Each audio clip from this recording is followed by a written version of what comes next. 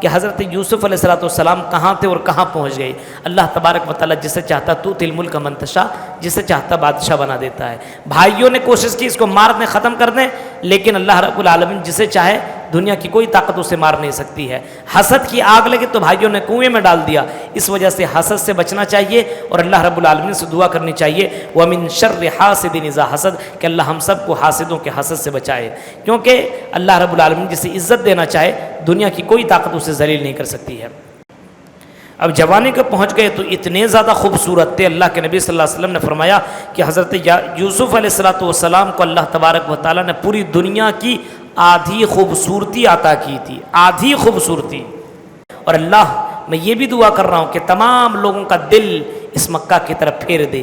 آج دیکھیے حضرت ابراہیم علیہ السلام کی دعا کا نتیجہ ہے کہ آج مسلمان کا دل مکہ سے لگا ہوا رہتا ہے، یہاں ہے، لیکن آدمی سوچتا ہے یا اللہ دکھا دے وہ مدینہ کیسے بستی ہے جہاں پہ رات دن مولا تیری رحمت برستی ہے۔ تو حضرت ابراہیم علیہ السلام کی دعا کا نتیجہ ہے کہ آج ہر مسلمان چاہتا ہے کاش میں مکہ پہنچ جاؤں، کاش میں عمرہ کر لوں، کاش میں حج کر لوں۔ ہر مسلمان جس کے دل میں ذرہ برابر ایمان ہوتا ہے وہ ضرور اس کی خواہش ہوتی ہے کہ میں مکہ پہنچوں۔ السلام علیکم ورحمۃ اللہ وبرکاتہ۔ الحمدللہ وحدہ والصلاة والسلام علی من لا نبی بعد اما بعد۔ اعوذ باللہ من الشیطان الرجیم، بسم اللہ الرحمن الرحیم۔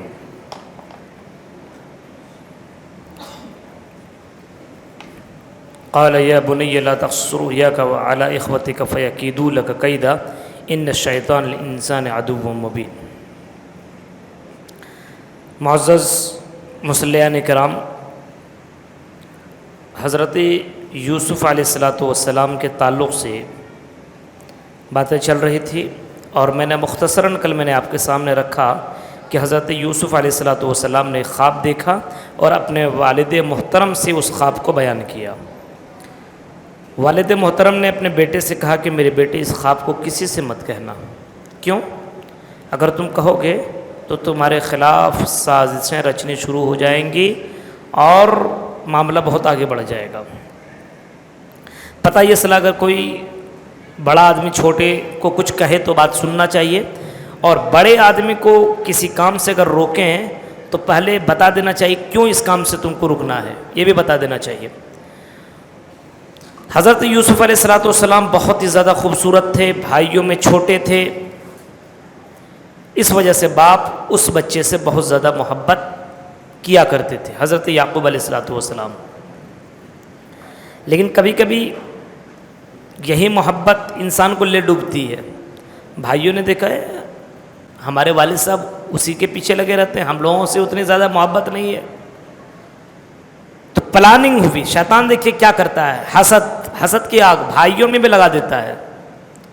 پلاننگ یہ ہوئی کہ ابو سے بھائی کو لے لیتے ہیں اور جنگل کی طرف لے جائیں گے، بھیڑیا اڑیا کو دے دیں گے، جان سے مار دیں گے، کہیں پھینک دیں گے۔ تو ایسا ہی ہوا، باپ سے ضد کر کے، مختصراً بتا رہا ہوں، ضد کر کے بھائی کو لے لیا اور لے گئے۔ اس کے بعد اس کو کنویں میں ڈال دیا، اس کے کپڑے کو نکال لیا اور اس کے کپڑے کو خون میں لت پت کر کے، بھیڑیے وغیرہ کے خون میں لت پت کر کے اپنے والد محترم کے سامنے لا کر کے رکھ دیا رات میں۔ اور کس حال میں آئے؟ وَجَاءُوا أَبَاهُمْ عِشَاءً يَبْكُونَ، رات کے وقت روتے ہوئے آئے، کپڑا بھی دیا اور کہنے لگے کہ ابو جان ہم نے بہت کوشش کیا بھائی کو بچانے کی، لیکن بھیڑیے نے کھا گیا، یہ کپڑا لیجئے۔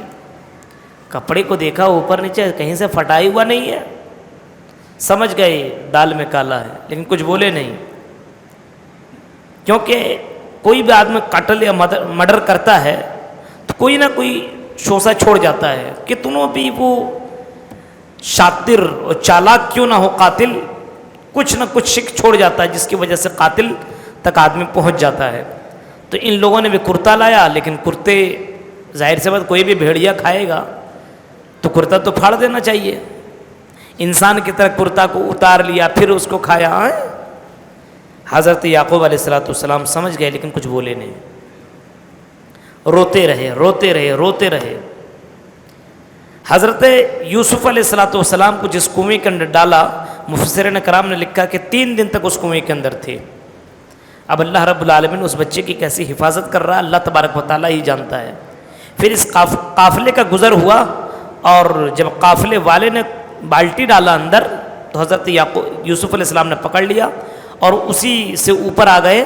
قافلے والے نے اس کو مصر کی بازار میں بیچ دیا، عزیز مصر نے اس کو خرید لیا اور عزیز مصر کے پاس رہنے لگے، اور کہاں یہاں تھے اور کہاں چلے گئے بادشاہ کے گھر میں۔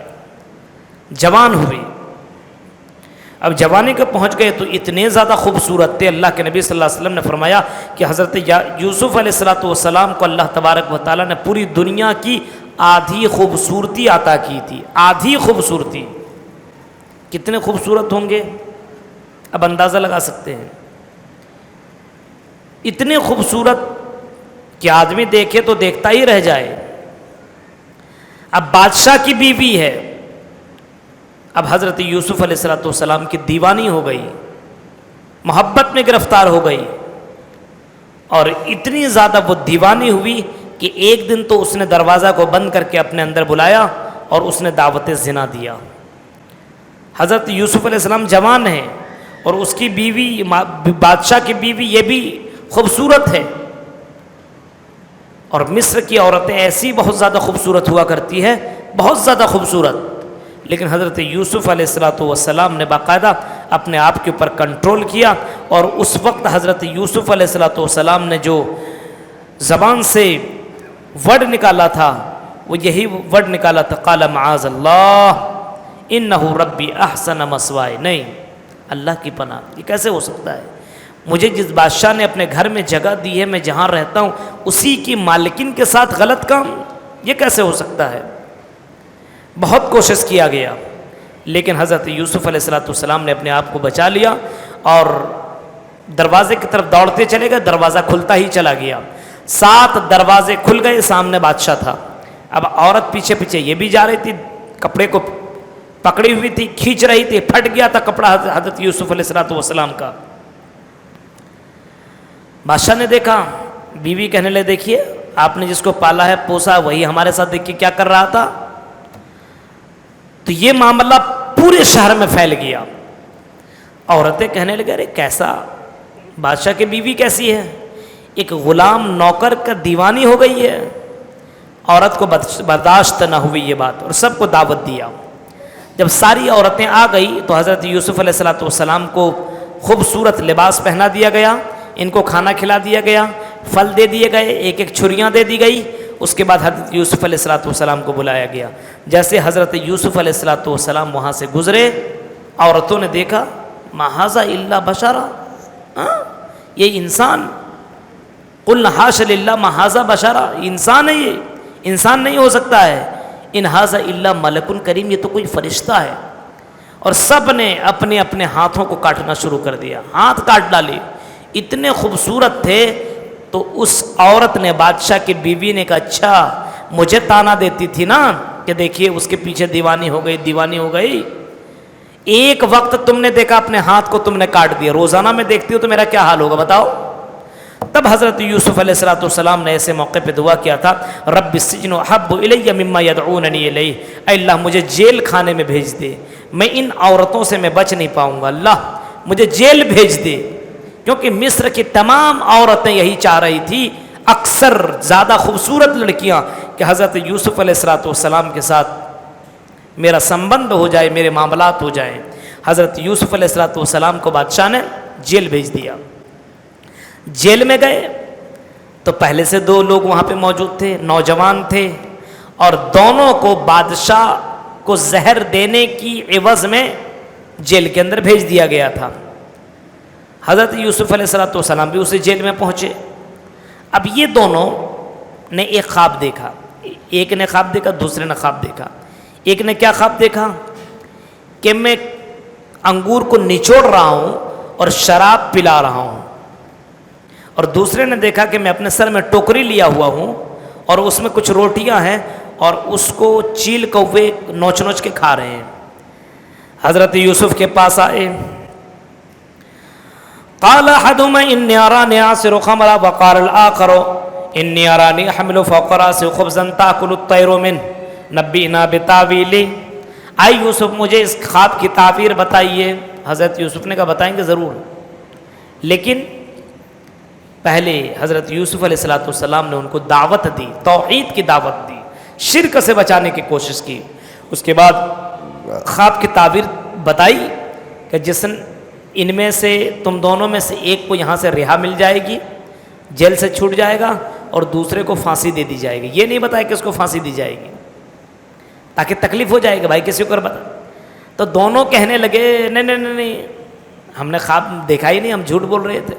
حضرت یوسف علیہ السلام نے کہا یہ ہو کر کے رہے گا، تم نے خواب دیکھا ہے اور اب یہ اللہ کا فیصلہ ہو چکا ہے، قضی الامر، یہ اللہ کا فیصلہ ہو چکا ہے، اس کے اندر فیہ تستفتیان، اس کے اندر کوئی تبدیلی آنے والی نہیں ہے، یہ ہو کر کے رہے گا۔ دونوں میں سے ایک کو جس نے خواب میں دیکھا تھا کہ میں شراب پلا رہا ہوں، اس کو جیل سے رہا مل گئی، اور بادشاہ کو پھر سے اس نے شراب پلانا شروع کر دیا، اور ایک کو سولی چڑھا دیا گیا اور اس کے سر کو کوے نوچ نوچ کر کے کھانے لگے۔ یہ واقعہ بالکل کنفرم، یہ خواب کی تعبیر بالکل حقیقت ہو گئی۔ تو حضرت یوسف علیہ السلام نے جس کو رہا ملنے والی تھی اس سے کہا تھا کہ بادشاہ کے پاس جانا تو میرے بارے میں ضرور کہنا کہ ایک گنہگار آدمی جیل کے اندر بند ہے، اس کو چھڑا دیجیے۔ یہ گیا تو بھول گیا، اور کتنا سال تک بھولا رہا؟ 7 سال تک بھولا رہا، بولا ہی نہیں، 7 سال تک۔ اب 7 سال کے بعد وہاں کا بادشاہ نے خواب دیکھا، اور خواب یہ دیکھا کہ 2 موٹی موٹی گایوں کو پتلی پتلی گائیں کھا رہی ہیں، اس طریقے سے خواب میں دیکھا، دبلی پتلی گائیں موٹی گایوں کو کھا رہی ہیں۔